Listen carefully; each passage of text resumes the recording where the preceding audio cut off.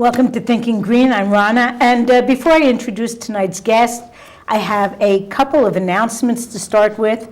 They might be on the community calendar, but I want to make sure you really hear these. Tomorrow is the famous food stroll, New London's fall and spring activity. There are about 30 restaurants at least participating, music, store deals. It is sponsored by New London Main Street, and you can go to their website if you're interested in more information. It's always a lot of fun, and you get to see what New London has to offer. The second thing I wanted to announce is this coming Saturday at Union Station, there will be an art opening, and not just any art opening. On September 13th, when we had our Down by the Riverside Festival, there were 32 or 33 artists that were painting all around Riverside Park, on the beach, near the tracks, near the crafters, near the music. And most of those artists are submitting one or two paintings to be displayed at Union Station. And Saturday is the opening reception from 7 to 9. There's no cost, open to the public. We'll have refreshments, we'll have music thanks to Golden Ratio. And again, it will be a lot of fun, and you'll get a chance to see a very varied, huge variety of artwork that's all themed on Riverside Park. That's it. As you all know, we're 3 weeks away from Election Day, November 4th. So the Thinking Green shows are mostly election related. I just wanted everyone to know that if you are not registered to vote, or you're not registered to vote at the address where you currently live, the deadline is October 21st. There is same-day voting. You have to do that at your town hall or city hall, so it's a little more complicated. But you have another week until you can just mail in or walk in a registration. And while you're registering, you can do it online as well. You can choose your party, Democrat, Republican, or other. And if you choose other, you can put in a minor party, Green, that would be Libertarian, yes, Independent. There are quite a few choices. Okay, so my guest tonight is Dr. Bill Collins, and I was noting this is our second Dr. Bill, who is a Green Party candidate this year. A few weeks ago, Bill Clyde, who is running for Congress, was our guest. And tonight's guest, Bill Collins, is running for the state assembly seat in the 38th district, the one that Betsy Ritter recently vacated so she could run for state senate. So welcome, Bill. Thank you. And I guess I wanted to start out by just asking you like what your background is. What have you been doing, with the last 30 years of your life before you decided to become a politician? Okay, well, I think I probably have to go back a little farther than that. I grew up in Kansas, although I'm reluctant to admit that these days because of some of the things coming out of there. But I was a high school dropout. Not too many people know that. Joined the Navy, spent 4 years. Got out and went to college because in Kansas they had a law. If you're a state resident, they have to admit you to college, whether you have a high school diploma or not. And I got a bachelor's, I got a master's at Indiana University in teaching of Russian language.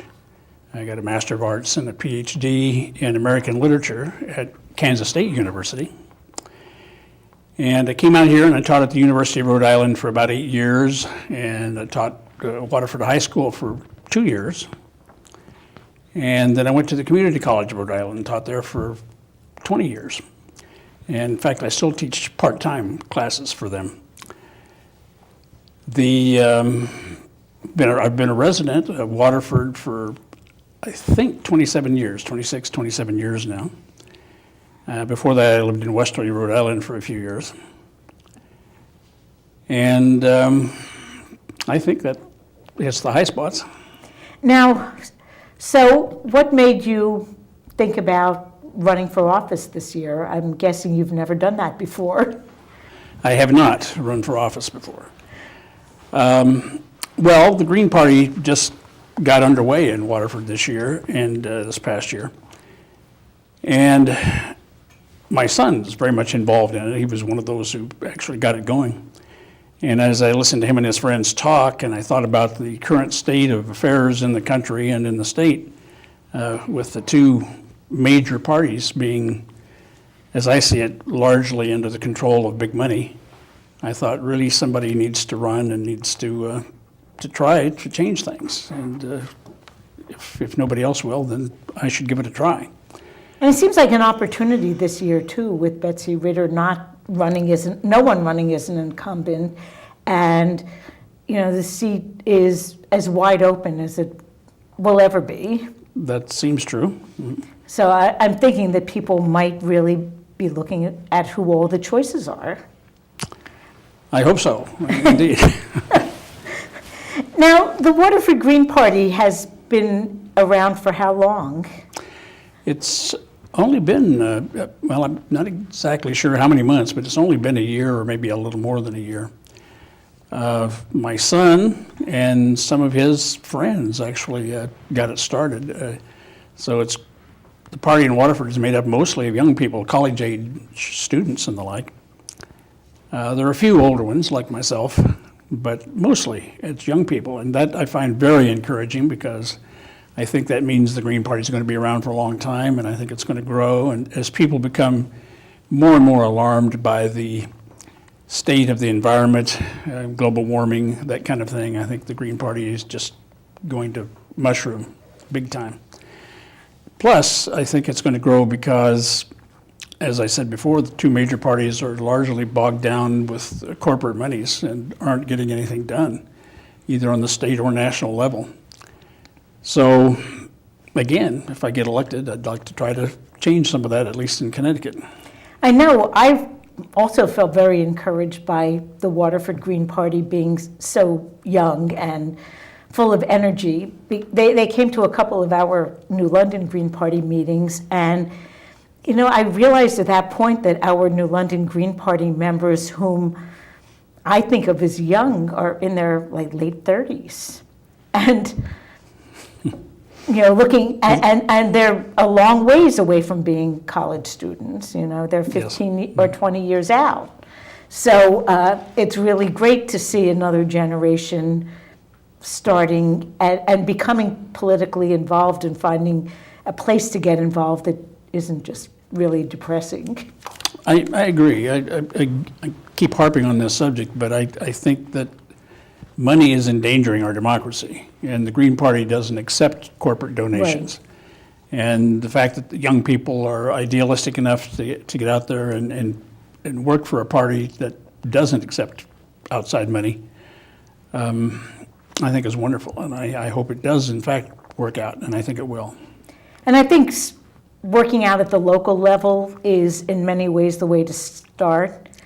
It's nice to have a presidential candidate for visibility, but really, in your local community, it seems as though you can make better inroads. Well, as you well know, the Green Party is a grassroots political movement. We feel strongly that democracy depends upon individuals and individual participation and local communities, communities, organizations, clubs, churches. That's where much of the power now being directed by the federal government and the state really belongs. It belongs in the hands of the people. Yeah, and it doesn't seem as though that's what's happening in practical effect.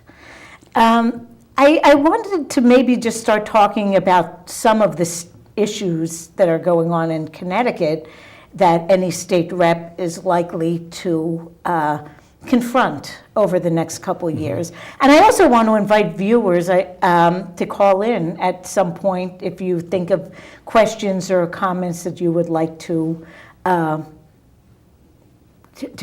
bring up. Then feel free to call in. I see the number is up on screen. And it's really great that this broadcast goes out to Waterford and also the part of Montville that's your district. So Yes. some people who aren't your potential constituents are watching it, but the ones who are can also see it. I guess one of the big things, I'm a retired teacher, but I always taught on the age 1 to 5 level. But education has been a huge issue in the state for the last few years. It's been quite controversial under Governor Malloy, and it's sort of, emotions run really high about the subject. What do you feel about the state of Connecticut's education system? Well, as far as evaluation compared to the rest of the nation and the rest of the world, Connecticut is above average, and Waterford is well above average in Connecticut itself. But the real issue that I'm concerned with is the imposition of Common Core upon all the states, but particularly in my case, Connecticut, by the federal government. It was a program arrived at with almost no input from teachers, and it really amounts to federal interference with what ought to be directed by parents and communities and teachers themselves, and not by people who see students as corporate products. Yeah, and that is kind of what's happening. Now, I know you're teaching at a higher level than that, but do you get feedback from classroom teachers about how they feel about what's happening to their job? I've talked to a lot of teachers. My wife's a teacher, many of our friends are teachers, and I haven't met one yet who approves of Common Core as it stands. They think that it either needs to be drastically revised or done away with.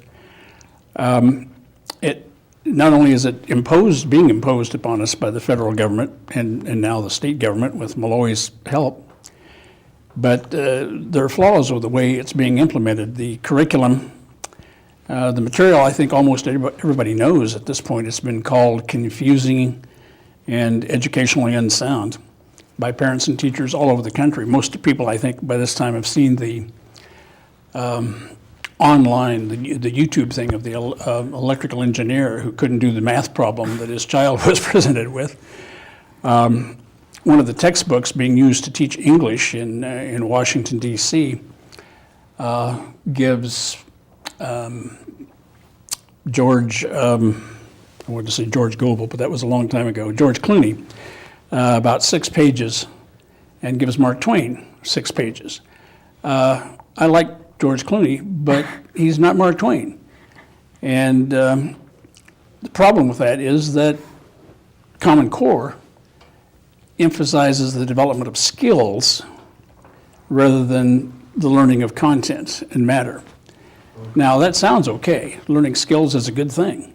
But if it's done at the expense of learning basic English literature, basic history, those kinds of things, then it's a terrible mistake, I think, and it's going to result in the exact opposite of what it's supposed to accomplish. And it seems like it starts. Two is us. Okay. Okay. Actually, I think we have a phone call. Line 2? Is that what I was told? Yep. Okay. Thank you for calling Thinking Green. Hello? Thank you for calling Thinking Green. Hello, can you hear me? Yep. Okay, Rona, this is Dennis. I have a question for Mr. Collins. You were just talking about Common Core. Now, there's a price tag for cities or a state. I don't know who's going to be paying it for each area to implement Common Core. Is that not right? I'm sure that's true, yes. The testing, certainly. The testing will, If it's the state that's got to foot the bill, or is it each school district? Well, I actually don't know about the financing. I assume the state will pay for part of it, but I'm sure also that the school districts will have to chip in. So you wouldn't have any idea about what kind of money we're talking, would you? I have no idea about the actual expense at this point. I do know that the people making up the tests are going to make a killing. They're going to make a lot of money off of it. Well, even when I was on the school board 5 years ago in New London, the more money was going than had previously gone to things like tracking student skills, and less money was available for like hiring art teachers. And because everyone was crazy to get the data. Yeah. And I mean, it isn't just what you're teaching, but I think part of the problem is that then once you've decided what students have to learn, then you have to figure out how to test whether they're learning it or not. And those tests are, Hello? yeah. Hello? Hello? Hello? I hear you. Oh, I'm sorry. I got messed up here, Rona. Okay. I got messed up here, Rona. I think, I just wanted to thank Mr. Collins for his response. okay, thank you. Thank you. Sorry I didn't have more information for you. So, yeah, well, the Common Core, part of the issue is that, and you mentioned the idea of skills, like we're not educating our students, we're like training them. We're training them to be training them to be corporate functionaries, to be able to do a job. And that's good. People need to be able to do jobs, no question about that. But they also need to be able to think. They also need to have information and background and understanding of history and literature and culture. That's part of thinking and being human. And without it, we're doing them a terrible disservice. And I think that the United States, although it hasn't always had an education system nationwide that's ranked high in the world in some ways, it's always been a place where there's been a lot of innovation happening. And, I fear that if Common Core becomes the norm, that's not going to happen anymore. Well, again, one of the problems with Common Core is that teachers are told what they can teach and how much time they can spend teaching it. They're not allowed to select things for themselves, to pick what's best for individual students, to differentiate between the abilities of different students. And again, that's not good. No, that's kind of, I heard from somewhere that students who come from really difficult backgrounds, they come to school and they're told, check your baggage at the door. So if they're hungry at home, if they have dysfunction at home, if whatever, you come into the classroom, they're supposed to forget it all. Yeah. And I know a number of teachers who bring food in for students who clearly haven't had breakfast, and they, out of their own pockets, pay for it. But that's a different issue. It is. But, yeah, so the student is kind of getting forgotten in this. Yes. Well, we might yet get back to education, but we might not. The economic development, everyone's talking about economic development in all these state races. And Connecticut does have some difficulties. It's losing people, it's losing population statewide, although I think Southeast Connecticut doesn't have that same problem. But what do we do to create a good economy here that will serve as a good economy in 5 years, 10 years, 20 years? Well, just as we need to decentralize with government and give more power to ordinary people, we need to do the same with the economy. We need to make economies locally centered, and that means lots of small business. It means we need to reduce property taxes and other kinds of taxes as much as we can, because young people are leaving the state and retirees are leaving the state because neither group can afford to live here. It's one of the 2 or 3 most expensive states in the nation to live in. I think maybe Alaska and one other might be more expensive. The minimum wage in the state and in the country, for that matter, except for Seattle, is way too low. In Connecticut, it's nowhere near living wage. No, they just recently voted to raise it to $10.10 an hour. I did a little bit of quick math, and that comes on a 5-day work week, still less than $20,000 a year. And even with a 6-day work week, it's only about around 21,000. And that just isn't enough money. What's happening, of course, is that people are working at Walmart and Target and fast food places. They're getting minimum wage, and then they have to go out and get food stamps or something like that in order to feed their kids, and that's an obscenity.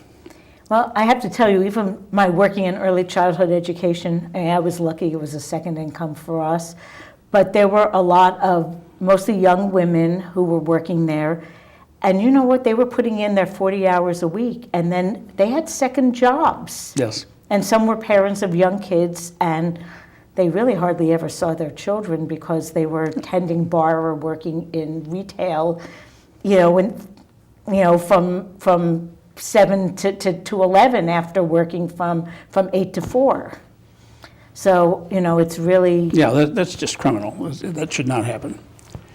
Now, there's an economic argument we sometimes hear that if we raise the minimum wage, it will hurt business.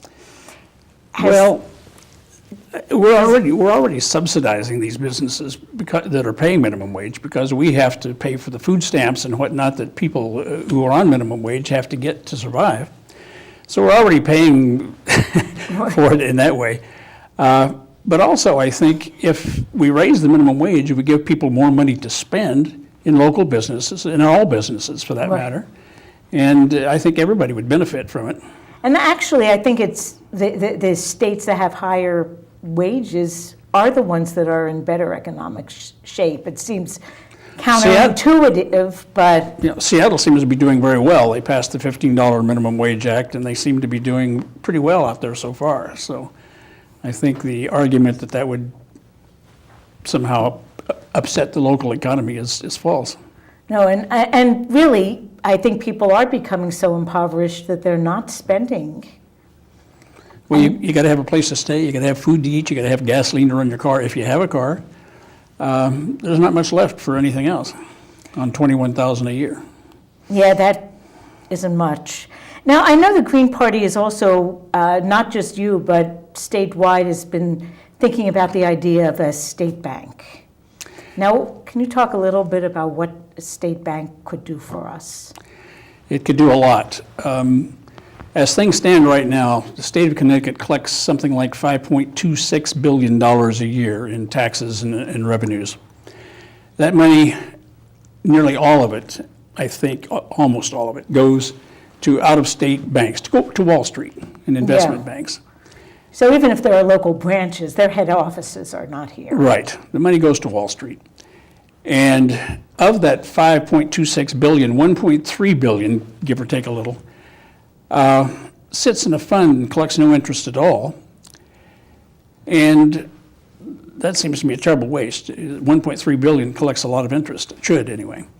But the money that does collect interest for the state of Connecticut is something like 0.18, that is to say, not even 0.25% of interest. Now, you're really losing when it comes to inflation. You're giving money to the bank, is what you're doing. They've got more money than they need now.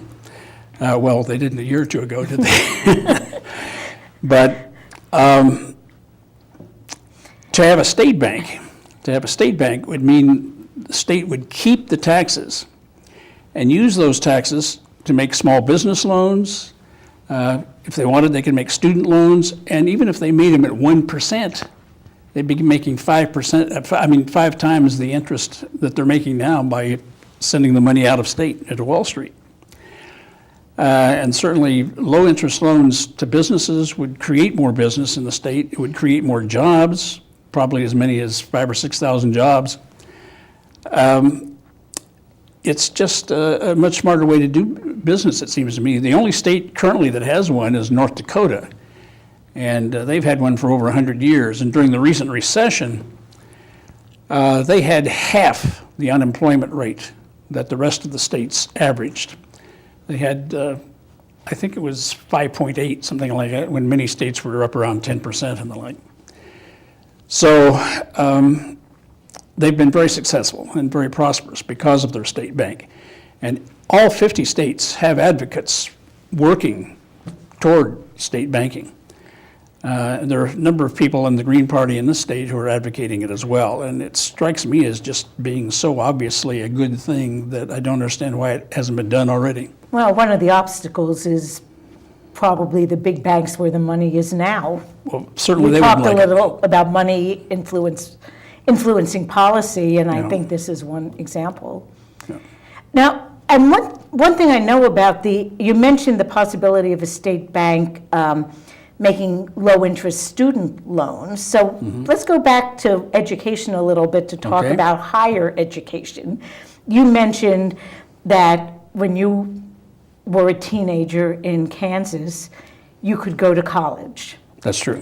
And you probably didn't finish your 4 years with a debt load that you felt would take 30 years to pay off, right? No, it was a state university. Well, actually, it was a state college then. It's a university now. But no, the tuition was very low. Of course, it's grown a lot even there, but still relatively inexpensive to go to a university there in Kansas because they're state supported to a large extent. And this brings me to another peeve also, and that is that the cost of tuition has gone up exponentially, much faster than the cost of living or the cost of other things has. Somebody needs to figure out why and investigate that. I think universities, some of them are just making an obscene amount of money, at least so it would appear on the surface. It does. Even some of the state universities, I've been kind of following UConn, and my kids went there, and for a while I used to give money to the foundation, and lately it just I don't know, I had read that they had spent $250,000 to bring Hillary Clinton to speak. And it's like, that isn't what I want my donation to go for. I'd want it to go for more academic offerings and smaller classes and real professors and not just, Well, again, this affects the economy too, because you have all these students graduating with huge debt. They can't afford to buy a house until they're 40 or 45 or something like that, because they're still paying off student loans. A lot of other things they probably can't buy as well. And consequently, the housing market suffers. The economy suffers generally. As the housing market goes, so goes most of the rest of the economy. So somebody needs to check into college tuition and find out what can be done to check it or what can be done to ease the burden on students. And you would think, at least at a state university, that some of the state budget, more of it could go really to ways that benefit students and keep the costs a little more reasonable. Yes. Even Yes. UConn, I think, I don't know, in the 20 years since my kids were there, I think tuition's quadrupled. I think I looked into it a year or two ago because I have a son going to college now, and I think it was somewhere around $28,000 a year to go to UConn.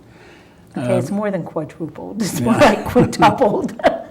I can't swear by that figure, but I think it's pretty close. Well, for a public university, that's a bitter pill. It is, especially if you got 2 or 3 kids who are of college age. It's a lot of money for a family to come up with. Well, so we talked about education and we talked a little bit about economic development. One topic that I've been seeing coming up in some of the other statewide office debates is the state's deficit. And it is true, we do have a deficit. I think taxation is high for some groups of people, maybe more than others. But what would you say the state should do to address the deficit and maybe slowly eat away at it? Well, one thing would be the state bank, which I've already mentioned. The state would make a lot of interest and keep it in the state. They would be able to reinvest it in the state, which means, of course, in pension funds as well as other things. That would help. Also, I think that there are some state employees, including teachers, who are not eligible for Social Security right now. The state wants to dig into pension funds.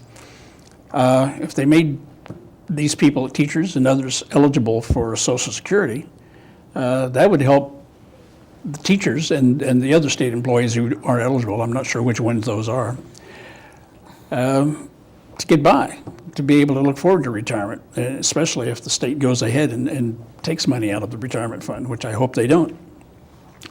Also, they should make available other kinds of retirement funds for people. If the state can't handle the retirement money, then they should make something like TIA-CREF, which college professors already have, available to state employees.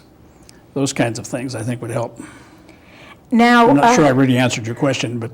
and I guess I also wanted to talk a little bit about how both Foley and Malloy in the gubernatorial race are talking that they really don't want to raise taxes, income taxes, including on the very wealthy. What's your take on that? Well, as everybody knows from the statistics that have been coming out recently, the very wealthy have doubled their income over the last 8 or 10 years, and the rest of us haven't. We've stayed steady or fallen. And so it's only fair, it seems to me, that the very wealthy pay more taxes. If they've doubled their money, then they ought to share the wealth a little bit. And 1% of the people control the overwhelming majority of the money. And that's not healthy for democracy, and it's just outright greed. And it needs to be shared.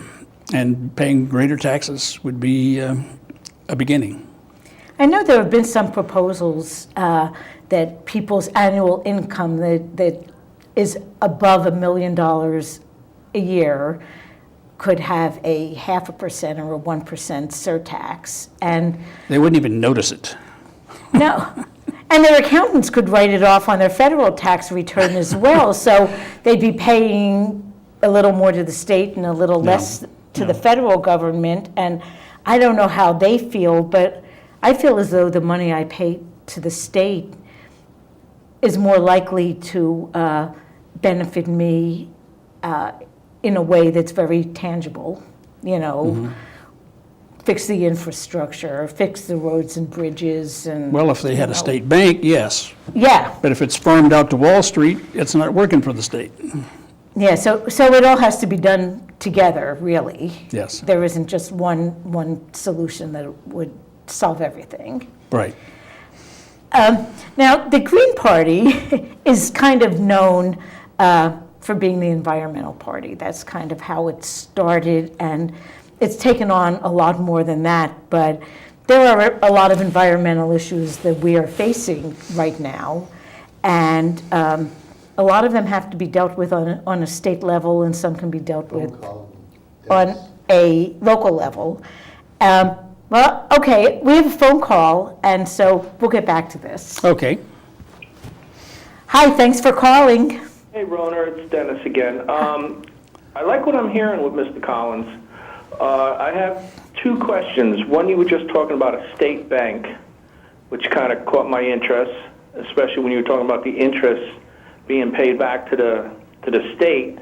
But I'd like to hear a little bit more about that. And also, I'd like to know how you feel about a flat tax, if that would help alleviate, expecting the rich to pay more. I mean, would a flat tax work for this country? I know it's... Oh, I'm No, sorry. Go ahead. I'm going to call back if you want to. I'm just going to let Bill answer. Okay, Dennis? Okay, I'll hang up and listen. Thanks, Okay. guys. Okay, a flat tax, I think, probably would be a good idea. I'm not an economist, and I don't have the figures. I'm sorry, because I didn't have them on your previous question. But as I understand it, a flat tax would, in fact, bring more money in from the very rich and ease the burden on the poor. I know those like us who are getting by okay. And that strikes me as very fair and very just. It'd be an equal thing. But we got to close loopholes. We can't have people failing to pay any tax at all because they've got good lawyers and good tax lawyers. So it has to be loophole-free. And I really, frankly, at the moment, don't trust our politicians to create a law like that. No, I don't either. So that's why we need some new politicians. Dennis also asked a little bit more about the state bank. And maybe you want to talk a little bit. One thing about at least the state bank in North Dakota, it doesn't have branches that deal directly with the public. It's more like a behind-the-scenes bank, correct? For the most part, yes. But there are ways, of course, you can apply for small business loans and the like in the state. They have generated quite a few jobs. I don't know the exact numbers, but quite a lot of jobs. And as I said, unemployment was much less than the rest of the country during the recent recession.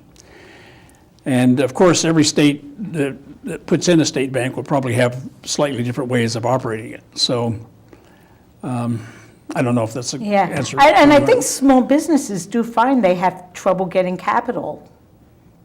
You know, some of the bigger banks are reluctant to loan to them, so a state bank would make that available. Well, that's another problem. Since the bailout, where we put something like $3 trillion into these can't-fail banks, the idea was that they would turn around and make credit available to the rest of us. They didn't do it. They hung on to it.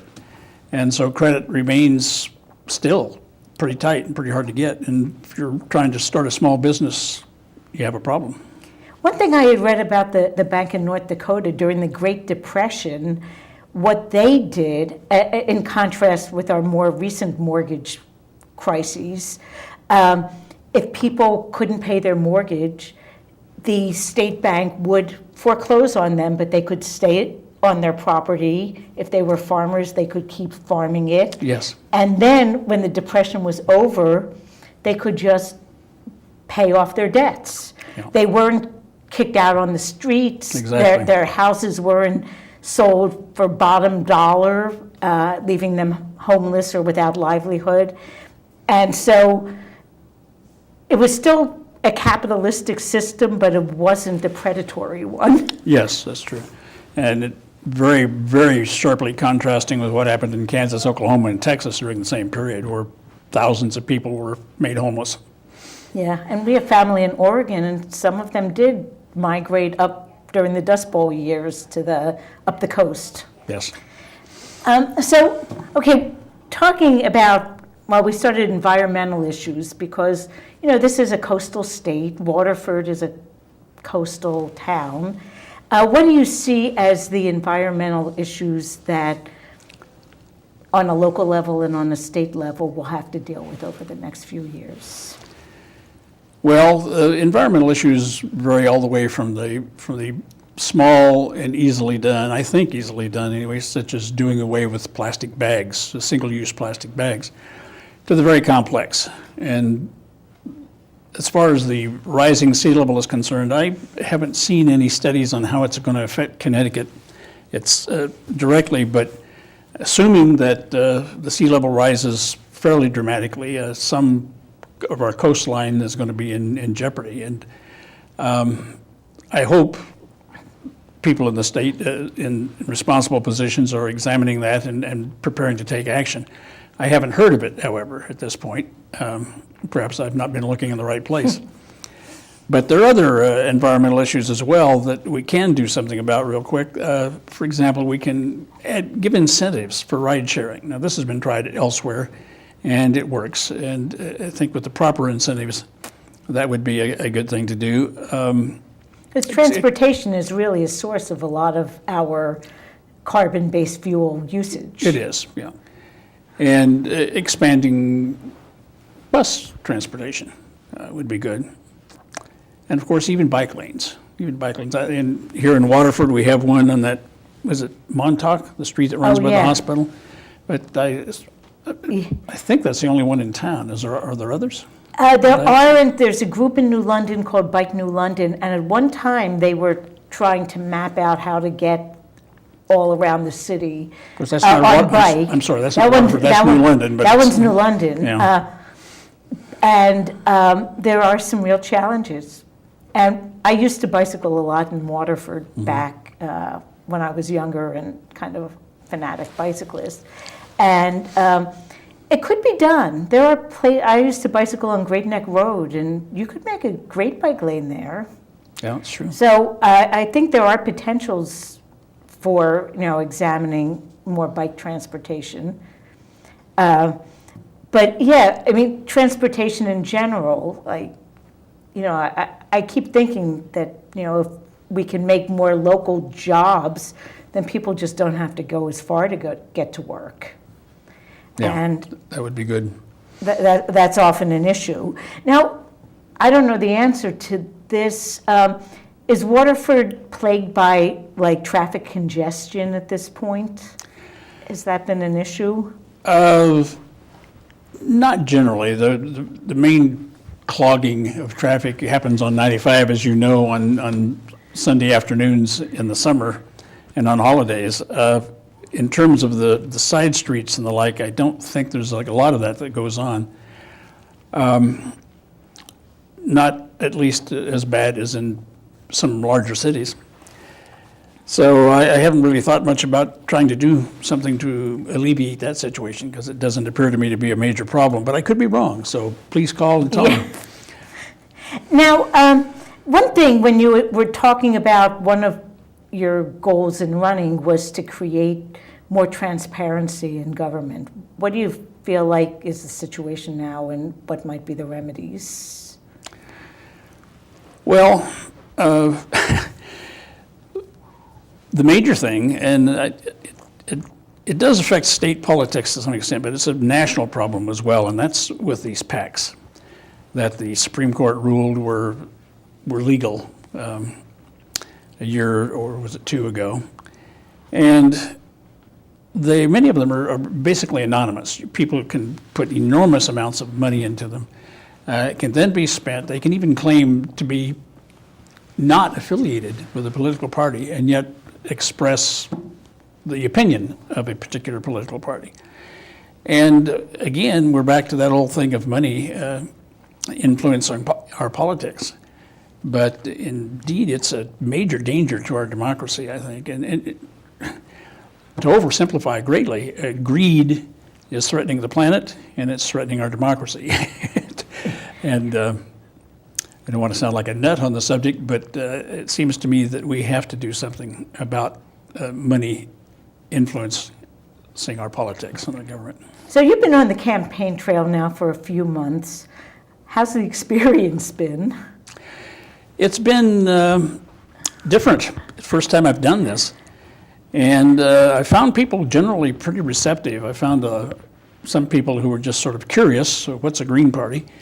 Is that anything like the Tea Party? No, it's not. Others have been pretty interested in what we're doing and what we represent. And I find a lot of people who say, you're not Republican, you're not Democrat? No, good. Because they're fed up with both parties. And I've had some people angrily say, as long as you're not one of those, I'll vote for you. So we'll see in November just how widespread that is. But I think there's a lot of people who are beginning to make room in their minds and hearts for an alternative party. Now, if people look behind your head, there's a lawn sign. Other than people wanting lawn signs, how can people help you? And if they want to do something for the campaign, how do they get in touch with you? I have got the some here. I've got a website. It's at billcollins.wgp@gmail.com. You can reach me there. Or you can simply call my home phone. I'll be glad to take your calls and do what I can. And that is 860-447-3156. And if people want to learn more, there is going to be a public forum at the Waterford Public Library on October 29th. There is. 7 p.m., and it's the 3 candidates who are all running for the 38th District. Yes. Well, we only have about 5 minutes left, and what I wanted to do in that 5 minutes, or part of it, is to show people what the ballot looks like. Indeed, yes. So I'm not sure which camera you want to show it on. We don't have it on a laptop or anything high-tech, so Okay, so on the ballot, there is, I had a very bad green highlighter. The Green Party line is the sixth line down Yes. on the ballot. And in addition to Bill, we have not a full slate of candidates, but quite a few. Mike DeRosa is running for Secretary of State. Very capable man. And voting transparency is his passion. Yes. So Steve Fournier, who is a Hartford-based former attorney, not practicing, but he is a real attorney, is running for Attorney General. Ralph Maurer is running for Comptroller. And he is also promoting the state. I think the slate really all around the state is promoting the state bank, because it just seems like an idea that we can't lose with. And where are you on the ballot? I'm the 1, 2, 3, 4th column over in the 6th line, 6th row. Okay, wait a minute, I'm 4E. all for, is that it? Okay. I know the Waterford Green Party, this hasn't happened statewide, but the Waterford Green Party also made a recommendation that people write in for Governor Jonathan Pelto and Ebony Murphy. There are 3 candidates for governor, Dan Malloy, Tom Foley, and a petitioner, Joe Visconti, who is kind of a Tea Party candidate, small government candidate, who is not tied in with the big money the way the other candidates are. But if people are looking for a more progressive candidate who isn't from the major parties, Jonathan Pelto unfortunately did not get on the ballot, and we could spend a whole other show talking about. I've heard him speak, and he was pretty impressive. Yeah, in fact, he's been on the show. He was on back in, I think, May with his PowerPoint presentation about what's wrong with the attitude that we're seeing now in reforming public schools, which isn't really reform, it's just bringing in the privateers. Well, I think we have maybe like 2 more minutes. So maybe just tell people what they can do if they want to support your campaign. Well, of course, get out and vote for the Green Party, and especially for me.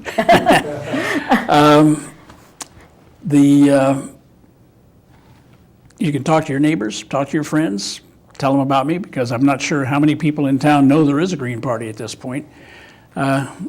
I've been putting up signs as many as I could, and I've been going door to door, but I just haven't had time to get everywhere. So if you would talk to your friends and talk to your relatives, that would be a great help.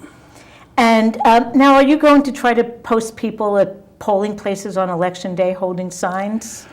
We're going to post people at polling places. I hadn't thought about holding the signs, but maybe we should, yes. Yeah, as long as you stay 75 feet 75 feet away? away from All the right. entrance. Well, I will certainly be at one, and I will have a sign, and since you recommend it. So people can get in touch with you if they Yeah. can put in a few hours to help at a polling station, or if they want a lawn sign, or if they want to do any other kind of outreach. That's right, yes. Give me a call. I'll get you a lawn sign as long as they last. And you can go on Wednesday, October 29th, to the Waterford Library and get to meet Bill in person, along with the 2 other candidates for that district, Mark Balistrossi and Kathleen McCarty. Kathleen McCarty, yes. Well, thank you so much for coming on the show. Thank you for having me. Good luck. Thank you. Thank you. And it's 3 weeks and then, well, I don't know, if you have a job, it's 3 weeks and then 2 years. Well, that would be nice, wouldn't it? Yes. Next week, we're going to have sort of an alternative congressional debate on the show.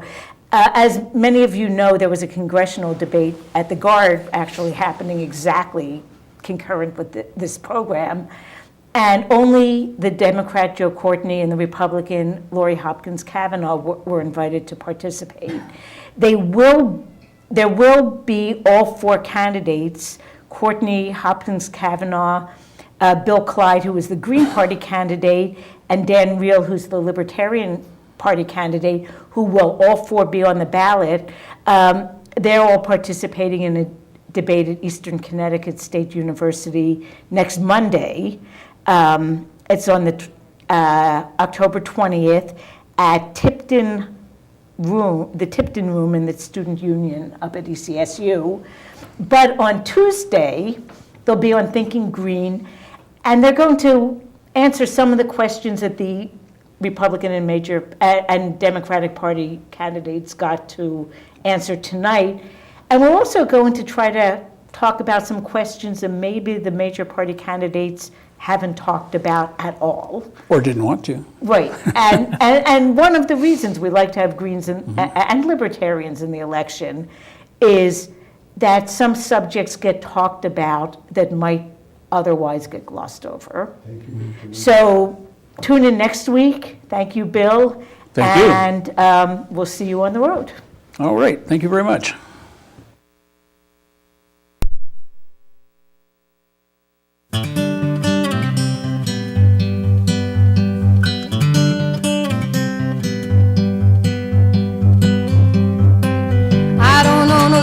Jacket, and I don't belong in black. I tried running with the devil, but the Lord took me right back.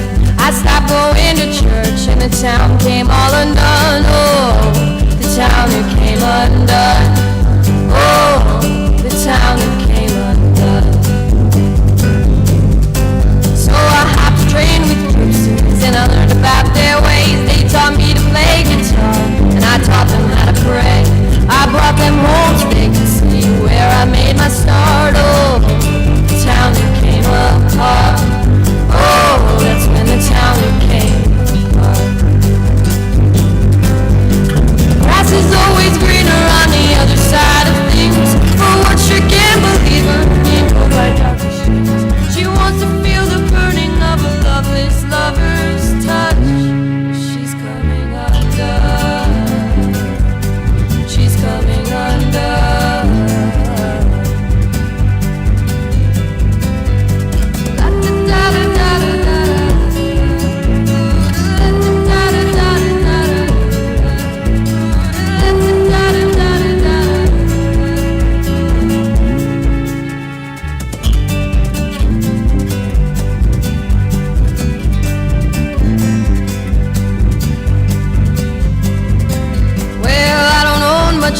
And I don't fit well in white. I tried kneeling down and praying, but the devil clung on tight. My mama sewed my lips to keep me spitting at the sun. Oh, but the patchwork came undone.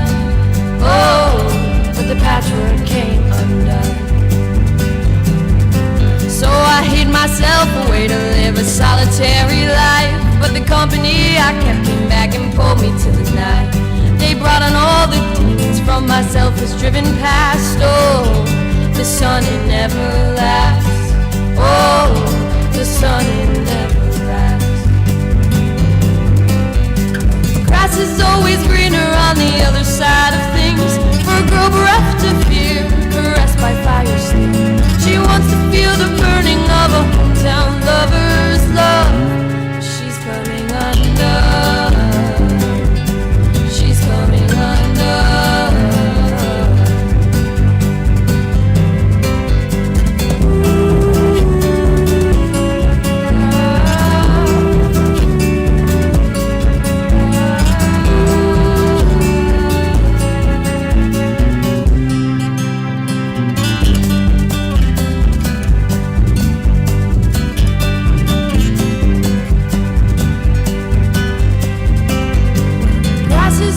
Greener on the other side of things. One girl longing to be bad,